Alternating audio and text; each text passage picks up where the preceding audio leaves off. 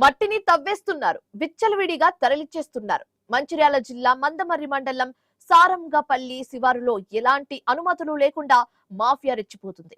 ప్రభుత్వ భూముల్లోనే కాదు, ప్రైవేట్ స్థలాల్లోనూ కేటుగాళ్లు వదలడం లేదని విమర్శలు వెల్లువెత్తుతున్నాయి. మంచిర్యాల శ్రీరామ్ ప్రాంతాలకు లారీలో మట్టిని తరలిస్తూ సొమ్ము దోచుకుంటున్నారు. మైనింగ్ రెవెన్యూ అధికారుల దృష్టికి తీసుకువెళ్లినా చర్యలు తీసుకోవడం లేదని స్థానికులు ఆరోపించారు.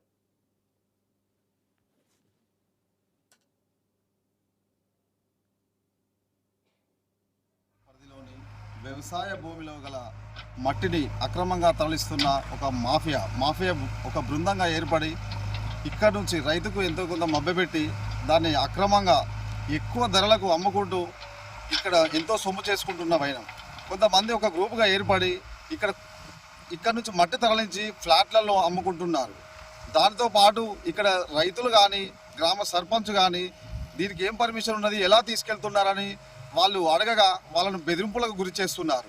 దీనికి సంబంధించి ప్రతి ఒక్క అధికారి దీనిపైన చట్టరీత్యా చర్యలు తీసుకొని దీనిపైన చట్టపరమైన విచారణ జరిపించి ఈ మట్టి మాఫియాను ఆపగలరని మేము మీ ముందు మనవి చేసుకుంటున్నాము. దీనికి సంబంధించి మేము గ్రామస్తులం అందరము దానిపైన మీకు ఎలాంటి పర్మిషన్ ఉంది ఏంటి అని మేము క్వశ్చన్ చేయగా మమ్మల్ని